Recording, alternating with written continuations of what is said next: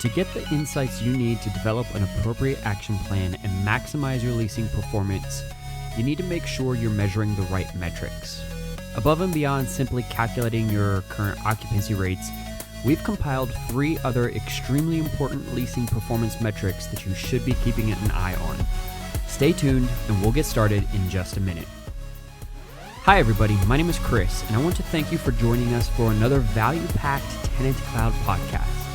If you want to be a more informed, better educated, and successful landlord, then stay tuned. With over a decade of property management experience, we bring you short and sweet, bite-sized pieces of incredibly valuable property management tidbits in 15 minutes or less. So there are 3 key metrics that we wanted to talk about in this podcast. And as you know, in our podcast, we try to keep them under 15 minutes or less. We know you have a busy schedule, and so we just want to get that value out there as quickly as possible so that you can continue on with your day, but also get a lot of information out that's going to help you with your rental management business. So without further ado, the number one thing for metrics that you want to pay attention to is your leasing activity. And what do I mean by that? Leasing activity has to do with things like how many leads do you have coming in, how many applications have you had, how many showings, how many leases have you had, and this is based on also, of course, if you have more than 1 or 2 properties. If you just have 1 or 2 properties, then this may not be as important for you, but if you're growing your portfolio, then you're definitely going to want to pay attention to this podcast and the information we have in here. But the key metric, number one key metric, is your leasing activity. You want to make sure that you are keeping an eye on and monitoring the number of contacts that you have from people requesting information, the number of people from that point, after that initial point of contact, how many of those turned into actual showings, people that you actually went and showed the rental to. You also want to pay attention to the data of how many people you scheduled an appointment for, but then they were a no-call, no-show. How many people didn't show up? Because that could indicate that there's an issue in your scheduling process and your follow-up process and your follow-through process with potential applicants. The other thing you want to pay attention to is after the showings, how many of those people turn into actual applications? How many people actually go that final step and put in an application? And then last but not least is how many leases do you have for a given time period?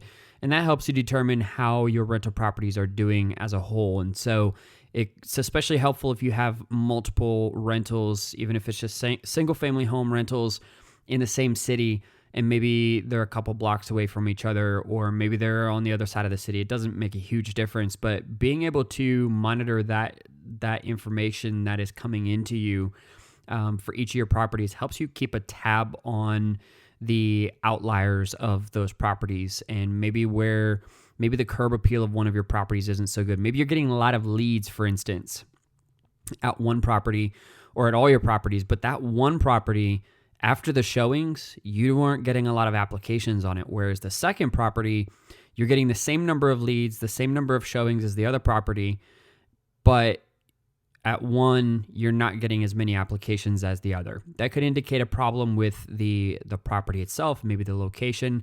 If it's things you can't control, that's one thing, but oftentimes it has nothing to do with things that are not in your control. It usually has to do with things that are in your control. And so then you can start pinpointing things like, okay, well, is it the curb appeal? Is it colors? Is it appliances? What is it? Is it that I don't have it staged, or is the price too high, or whatever it may be? It could be any number of things, but it helps you, just having that data helps you pinpoint that information and at least gives you a starting point to start diagnosing what the exact issue is. But if you're not paying attention to those numbers and you're just kind of doing your thing and not really paying attention to what's going on with your rental properties, well, then that could also cause problems where you're spending all this time and effort and money advertising, marketing, and then going to appointments and tours and showing people, and you're just wasting all kinds of time and effort and money, and that doesn't do anybody any good. So you want to make sure you're paying attention to that leasing activity. The number 2 thing that you want to make sure that you're paying attention to is the number of leads that you're getting by where they're coming from. So you want to pay attention to the source of people that are reaching out to you? Are they reaching out to you from rentler leads through TenantCloud? Are they reaching out to you through Zillow? Is it coming from apartments.com or rent.com or all these different sites? Where are your leads coming from? You want to pay attention to that information because that is going to tell you where your demographic is for that rental property. And you might actually be surprised to find that in the same city, the same town, you might have 4, 5, 6 different properties, but your leads for each property might be coming from different sources, different websites, different listings, places. And so because different demographics tend to gravitate towards different platforms based on their age, based on their income, and so on and so forth, based on even their device that they use and the ease of use or their preference for the type of application that they use for finding a new rental home. And so you want to pay attention to that because going forward, it's going to help you to identify where to put emphasis with those listings in the future for that rental property. So if, for instance, let's say you had a ton of leads come in for one of your rental properties through rentler leads, well, the next time that you have that property or a property in that area come available, then you may want to put more emphasis and focus on that particular platform to get people to apply and to lease it up quicker. So you want to pay attention to the source and you want to make sure that once you have identified it, well, then you focus on that source. And it always is good to do A/B testing. And what I mean by that is you want to test different platforms. You want to test different verbiage on some of your listings. You want to test out different verbiage if you're not getting a lot of traction at all from any of the listing websites, well, change up your verbiage a little bit. Maybe switch up your photographs. Maybe the photograph, the front and center photograph that you have, maybe that's not attracting people to click because that's the first thing that they're going to see on most listing sites is that big, huge image right there on the front. And so you want to focus on that and you want to do some A/B testing. If you're not getting a lot of results, make sure that you go ahead and switch that up. So again, you want to pay attention to where your leads are coming from. And again, it could vary by property. So you want to pay attention to that and document that information. The number 3 key metric that you're going to want to pay attention to is your occupancy rates. And I'm not just talking about your current occupancy rate. I'm talking about looking at your occupancy as a whole. So there's a few things that you want to pay attention to. One you want to pay attention to is what future move-ins do you have? What units do you have that have expiring leases that have not committed to either giving you a notice to vacate or committed to renewing? And 3, which units are on notice? They've already told you that they're not going to be renewing at the end of their lease. And you want to get those commitments as early as possible. At a bunch of rental properties that I worked at for several years, one of our primary focuses was getting those commitments very early on. In fact, sometimes we would start as far as 9, 10, even 11 months in advance. And I know that sounds crazy, but if you're in an area that has a lot of demand for rentals and the rental market is a hot market, you really can command that. And it's all about the sense of urgency that you create in that process. If you just send out an offer and just say, hey, we just want to know if you're interested in renewing 10 months from now, well, that's not probably going to work because the way that you've framed that, the way that you have positioned your offer is not one that creates a sense of urgency or a fear of loss or any of those things. And if you want to learn more about those impulse factors, you can check out one of our previous podcasts from a few weeks ago where we talked about these impulse factors and how to create this sense of urgency, this fear of loss, and the Jones effect and all that good stuff. So be sure to check out that podcast. But when you do want to get these commitments early and you do want to create that sense of urgency. So instead of saying something like, hey, your lease is ending in 10 months, are you interested in renewing? You could say things like, hey, our market is a really hot rental market and we generally get interest in these rentals very early on. And we've already had some interest in this rental for 6, 7, 8 months down the road. So we're just giving you a heads up. Just want to let you know that we're probably going to have some inquiries early on for your rental. So we're giving you a 30, 60, 90-day heads up notice that, hey, just be thinking about if you really enjoy staying here, if you like the place, you've had a good move-in experience, if you guys are going to be interested in renewing your lease. And let us know if you have any questions. We're happy to help. And you just leave it at that. And then 30 days later, no big deal. You send out another reminder that says, hey, We sent you out a letter a little while back, about 30 days ago, just letting you know, giving you a heads up that the rental market's hot and that we're probably going to be getting a lot of inquiries on this rental early on. So just letting you know, we're about 30, 60 days out from that time frame. So just let us know if you're interested in renewing, and we'll be happy to get that set up for you. Oh, and by the way, we're going to offer you an early renewal offer of a $50 increase instead of $100 because the rental market's hot and the this rental market's already gone up by $100. Or it could be something else. It could be even not even that. It could be something like a gift card or some other type of incentive, maybe a 32-inch flat screen TV or something.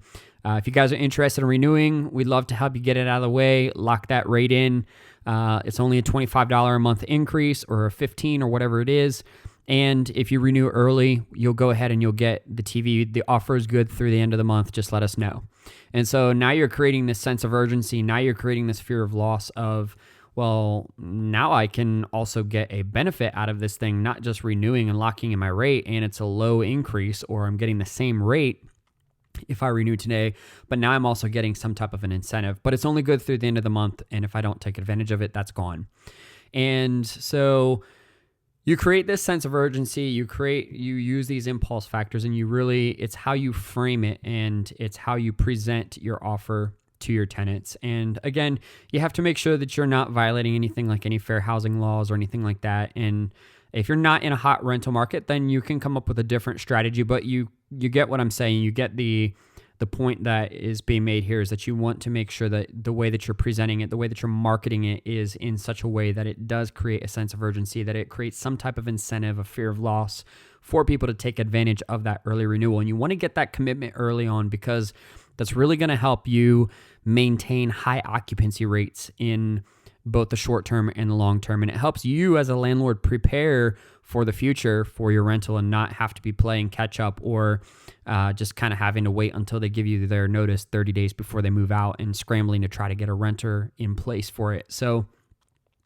and then if you are in an area that is in high in demand, you also want to start marketing it well in advance. You could even start marketing it 120, 150, 160, 180 days out prior to the current lease ending, especially if you've already got that commitment. And at 120 days out, you could even let your tenant know, again, another way to create a sense of urgency is, hey, you haven't given us any commitment if you're going to be renewing your lease or not.